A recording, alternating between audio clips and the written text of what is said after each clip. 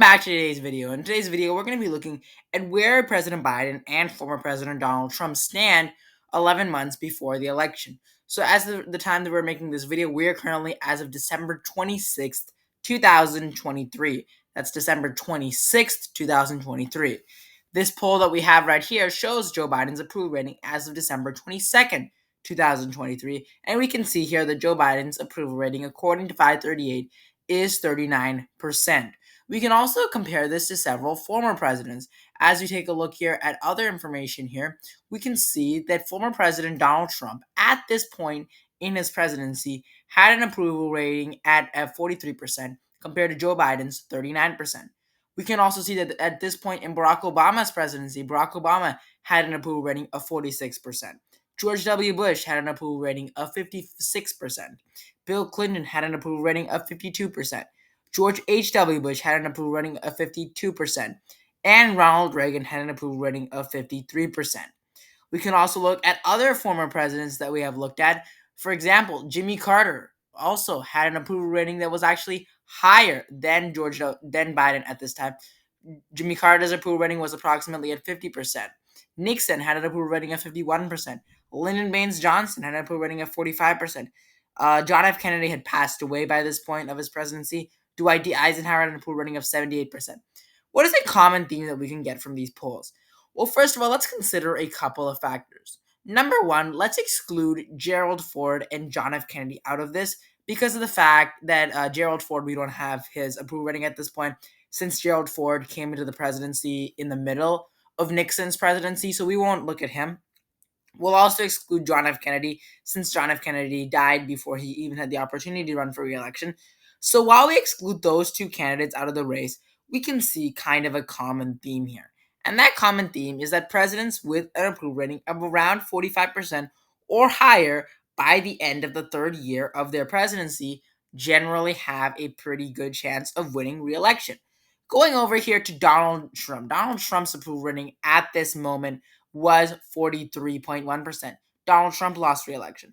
Barack Obama, 46%. Barack Obama won re-election. George W. Bush, 56%. George W. Bush won re-election. Bill Clinton, 52%. Bill Clinton won re-election. George H.W. Bush, 51.6%. He did not win re-election, although his approval rating quickly went down at an extremely quick rate. Ronald Reagan, approximately 53%. He also won re-election. When we look at other presidents as well, for example, if we look at Dwight D. Eisenhower, obviously his approval rating was in the 70s, which is pretty good. Nixon, 50%, won re-election handily there. We also had several other presidents. For example, Lyndon Baines Johnson, he probably would have won. He did not win re-election. Sorry, he did not win re-election. He did not run for re-election, so that doesn't really matter. Harry S. Truman, obviously, as well, there had a relatively bad approval rating, although it sunk relatively quick. But for a majority of the presidents, at least presently, okay, when you look at the last 4 presidents or so, you can see that a majority of the time, by the end of the third year, 45% is a number to be at. Now that being said, we have some good news for Biden as well. What's the good news for Biden? The good news for Biden is that Donald Trump had an approval rating of 43% at this time in Donald Trump's presidency. Now, at this point in Donald Trump's presidency, the COVID-19 pandemic happened. I believe that if the COVID-19 pandemic had not happened, Donald Trump would most likely have won re-election. Okay? Most likely Donald Trump would have won re-election. Now, I'm not saying that as a right-wing or left-wing mood. In fact, a lot of individuals on the left and right will say this, that if the COVID-19 pandemic had not occurred, Donald Trump would have most likely won re-election. Most likely.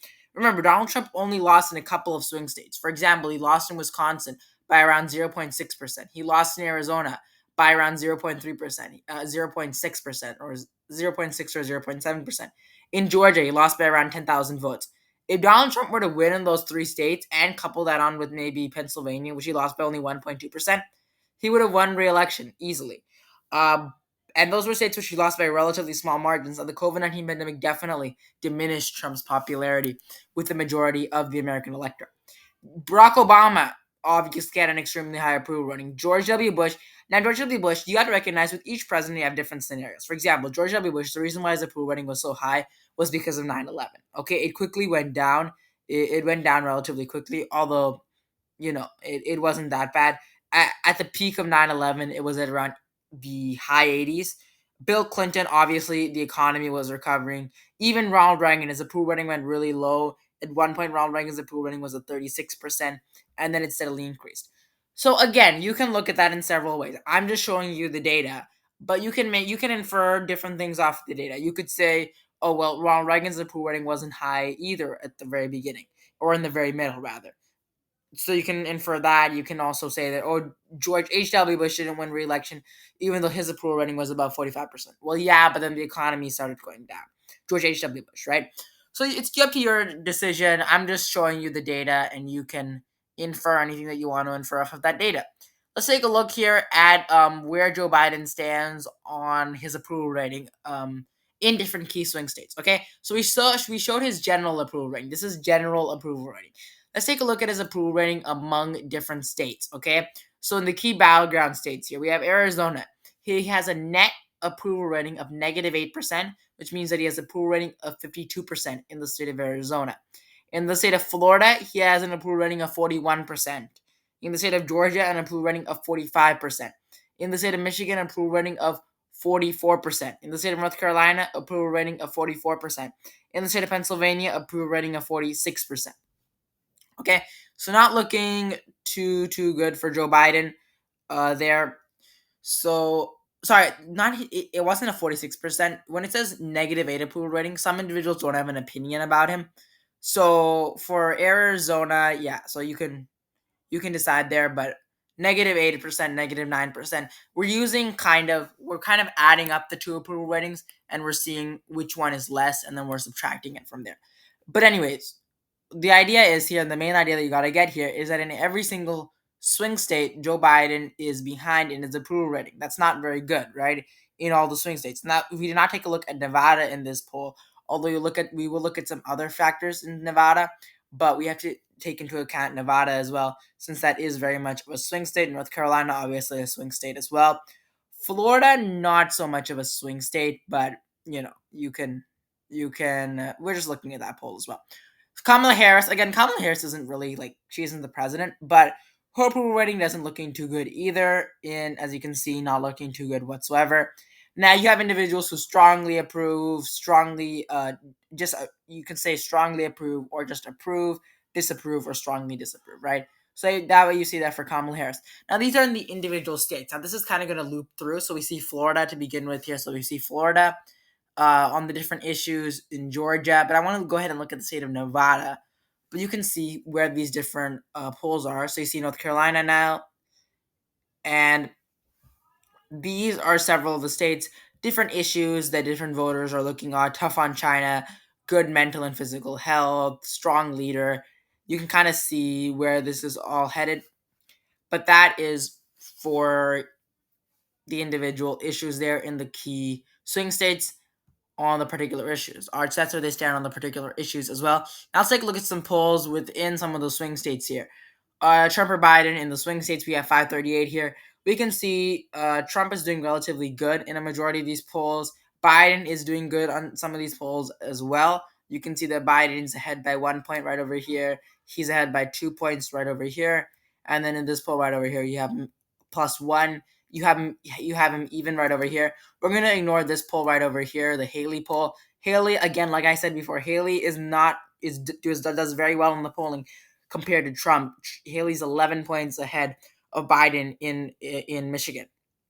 So we see here some other polls here as well. We'll ignore these two polls. These are some Haley and DeSantis polls. You have DeSantis polls showing him 7 points ahead. But we're looking at Trump here. Trump's 10 points ahead, 4 points ahead, 4 points ahead, 8 points ahead, right? So on average, Trump seems to be ahead in the state of Michigan there by a relatively good margin. In the state of Georgia, we can see Donald Trump's doing relatively good as well. He's ahead in a majority of the polls. We'll ignore this poll right over here. This is the DeSantis poll. Here we have a Haley poll. What we can see here in a majority of these polls here, Trump is ahead. In every single poll, Trump's ahead in a Biden matchup. You see some polls where Biden's ahead. These are Haley and DeSantis matchups. Although in a majority of the polls, Trump does seem to be ahead in the state of Georgia. For the state of Arizona, we can see that Trump's ahead in this poll by 10 points, ahead by 8 points, 5 points, 5 points, 4 points, 3 points, 5, and actually in every single poll, Trump's ahead in the state of Arizona as well. And then for the state of Wisconsin, now Wisconsin, Biden does a lot better. Okay, you can see in this poll right over here, right over here. You see Trump's ahead by 4 points. He's ahead by 6 points. But then when we look at this poll right over here, Biden's ahead by 4 points and 5 points. He's also ahead over here by 2 points and 2 points. You can see here Trump's ahead by 2 points, 1 point. Biden's ahead by 2 points and 2 points. It's kind of a draw there in the state of Wisconsin there. So that's for the particular state of Wisconsin. In the state of Pennsylvania, we can see that Biden's doing okay. I guess you could. He's doing pretty bad actually. I'm not going to sugarcoat this whatsoever. He's ahead by 1 point over here in this poll, and then Trump's ahead by 2 points and 1 point. Now this is a Haley matchup, so ignore that poll. This is a DeSantis matchup. Ignore that poll. Trump's ahead by 7 points, 3 points, and 3 points. So Biden's not doing too good in Pennsylvania either. So in short, guys, Biden's popularity is not looking too good. He has a 39% approval rating. So Biden's chances for 2024 are not looking too good because you got to remember Trump's approval rating was horrible, right? Biden is currently doing worse than Trump's approval rating at this point in Trump's presidency. That's how bad Biden's approval rating has gotten to, right? So that's not necessarily good. Now, there is some hope for Biden. There's some hope for Biden because I don't want to leave that out. Okay, so Trump's approval rating was what, 43%. At this point in Trump's presidency, 43%, right? So 43%, 4 points above Biden. Not necessarily that much, okay? 4 points above is not that much, okay? Even for some time, they were basically neck and neck in terms of the time era, right? So not really much of a difference. 43%. So what can Biden do? Well, you gotta remember, Trump almost won re-election, right? He almost won re-election. And Biden did win with a very, very small margin. In fact, if I was predicting the 2020 election in 2020, I would have been almost sure that Biden would win the presidency. I would almost see no path for Trump. Yet now you can see that it's kind of the reverse opposite. You can see that Biden's way behind of Trump in the polls, although hey, you might see some things coming out on election day. Is there a silent majority for Joe Biden? You always talk about the silent majority when it came to Trump. Is there a silent majority for President Biden? Is there that silent majority? Or is Biden actually losing a lot of support? Are the polls 100% correct? Because you had to remember back in 2020, Biden was way behind of Trump, way ahead of Trump in a majority of the polls. Now, it did tighten up close to election day. Close to election day, it was tightening up a lot, but it was generally a similar idea. Biden was ahead. So what can this tell us? Well, Biden needs to do some catching up. Okay, but regardless of whether you believe the polls or not, you have to recognize Biden needs to do a lot of catching up before election day on his particular issues, such as the economy, on inflation, on a lot of issues, actually. In fact, Biden, I showed a poll in my last video. Biden is actually has a net sum approval rating that is negative on almost every single issue. On China, on immigration, on the Ukraine-Russia war, on the Israel-Hamas war, on inflation, on the economy, on everything, on jobs. Biden is behind of Trump in every single, not behind of Trump. He has a net negative approval rating in every single issue. He's in the low 40s, high 30s. In some issues, he's even in the high 20s. On inflation, his approval rating is in the high 20s, which is not good whatsoever. In fact, in some polls that we're seeing right now, Joe Biden's approval rating is actually lower than Jimmy Carter's approval rating at this point in Jimmy Carter's presidency, as we're looking at some polls. Because when you look at Jimmy Carter's presidency, Jimmy Carter's approval rating at this point, remember, Jimmy Carter lost re-election handily. Jimmy Carter, I think, won like 4 states in 1980. Jimmy Carter's approval rating at this point in Jimmy Carter's presidency was 49.2%. Now, it did fall relatively quickly, and I don't think that's going to happen for Joe Biden. But you have to keep that in mind, okay? He's doing worse than almost every single president at this point in their presidency. Okay, there's rarely presidents that have an approval rating in the 30s that win re-election. Okay, and by the way his approval rating is going, it's been going down since he came into office. Ever since Joe Biden came into office, nothing has really changed that much. Now, his approval rating was in the 40s, low 40s, during much of 2022 and about half of 2023. Although if his approval rating keeps on going in the current trends that we're seeing it go into, you could see him have an approval rating of even the mid 30s. If he gets an approval rating of in the mid 30s, he is doing bad, bad, bad.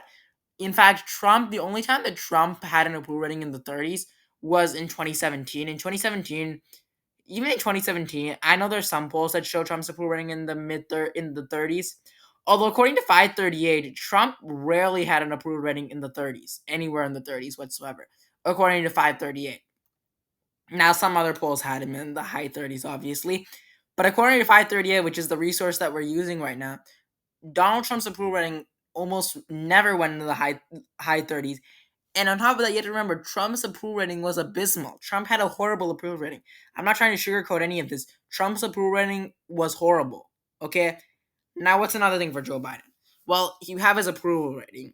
But the question is, who's Joe Biden going to make this a referendum on? If this election is a referendum on Joe Biden is going to lose this election, assuming things continue the way they are. Although if Joe Biden can make this election a referendum on Trump, he can win the election. Okay? Remember, you have to recognize this. In the 2016 election, the election was more of a referendum on who? Hillary Clinton. The idea that Hillary Clinton was corrupt. Who lost the election? Hillary Clinton. Into 2020, who was the referendum on? COVID. It was on COVID, and who do people blame for COVID? Trump. So who lost the election? Trump, right? In 2008, Barack Obama was running, right? Who was the referendum on? The Republicans. George W. Bush. Okay, who won the election? The opposite candidate, Barack Obama, right? So whoever the referendum is on a presidency, if the referendum is good, then that's good for the candidate. For example, Bill Clinton, he had a referendum. His referendum was the referendum was on him. But what was the referendum in 1996? The economy was good. If you have a bad referendum on a candidate, that candidate will generally lose the election, right? As we saw with Hillary Clinton, John McCain, several presidents, Bill Clinton. For Bill Clinton, Bob Dole lost re-election. Why? Because the referendum was on Bill Clinton, and Bill Clinton had a good economy. So if Joe Biden, the question is Joe Biden going to make this a referendum on him or Donald Trump? If he can make this a negative referendum on Donald Trump, which is possible, by the way. Now, in most elections like this, it isn't very possible. Okay, he could, because you could say, okay, 91 criminal charges. You can say, okay, it's a referendum on Donald Trump, and you could try to somehow get people to vote for him, even though he has an approval rating of 39%. So it's shaky ground going in for the Democrats. It's really shaky. They're going on a very slippery slope. Now the question is, do Democrats have to go on the slippery slope? No. The reason why Donald Trump had a big primary going in was because of the fact that many people thought that he couldn't beat Joe Biden again. Now that referendum is gone. A majority of people do think now that Donald Trump can win re-election. A lot of people can't do think that. Not re-election, but he can win the election, right? So that's another thing to be aware of. But do Democrats have to go on the slippery slope? No.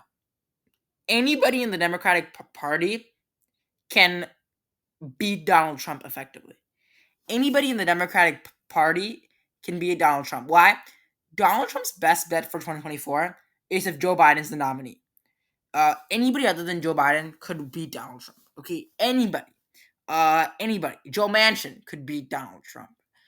Dean Phillips could beat Donald Trump. Marianne Williamson could beat Donald Trump. Cenk Uygur could beat Donald Trump. Even Bernie Sanders at this point could beat Donald Trump. A progressive Democrat could beat Donald Trump. Anybody who's under the age of 70 could beat Donald Trump. Okay, just to put that into perspective. Okay, Joe Biden is not in any type of position right now to beat Donald Trump. So what do the Democrats have to do if they want to win re-election? They need to, and I'm not saying that I like Joe Biden or don't like Joe Biden, but they need to dump Joe Biden and run with a different candidate. If they don't dump him, okay, and if they don't run with a different candidate, they're gonna lose. They're gonna lose badly to Donald Trump. Okay, and think about how humiliating that would be.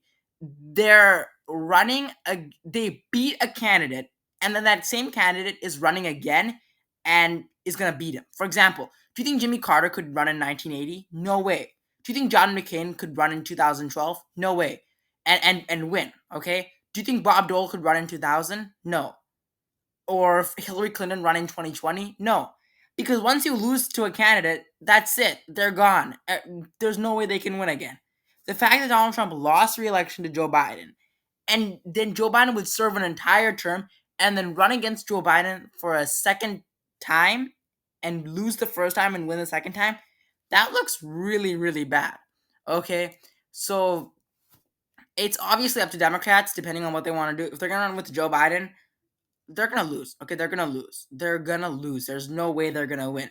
No, a candidate can't have an approval rating this low on basically every single issue. Joe Biden's behind. The only issues he's ahead on is cares about people and willing to work with the other party. And he barely leads on those issues. He's leading by 1 to 2 points. He's behind on tough on China, being a strong leader, get the economy going, knows how to get things done, represents change, reflects an America can-do spirit, does what he promises, stands up for the United States people, understands the problem of afflicting Americans, can bring Americans together. On all these issues that I just listed, Joe Biden's behind on his approval rating. And you're telling me that a candidate like that can win re-election? No way. His approval rating is at 39%. Okay? 39% is abysmal. So with that being said, guys, this video was pretty long. I'm trying to do longer form content for most of my videos. I was thinking about also doing shorts since it's kind of, I know it's probably pretty aggravating to listen to a 25-minute video of someone talking. So I was thinking about doing shorts. Shorts are more difficult to create, but I'd be happy to make any shorts, short type videos. So write down in the comment section if you agree with my analysis or disagree. Do you think that the Democratic Party needs to dump Joe Biden and run? Or do you think the Democratic Party needs to run with Joe Biden and bring it home with Joe? Or do you think that the Democratic Party needs to dump Joe Biden? Write down in the comment section what you guys believe. Do you think that the Republican Party needs to dump Trump? Do they need to dump Trump or do they need to run with Trump? What do you think about that? Because right now what I'm seeing is that the Republican Party should run with Trump as far as the approval rating. For example, if you go into states like Wisconsin, in fact, Ron DeSantis ran on this whole issue that he was more electable than Donald Trump. The only individual who's more electable than Donald Trump at this point in the Republican Party is Nikki Haley.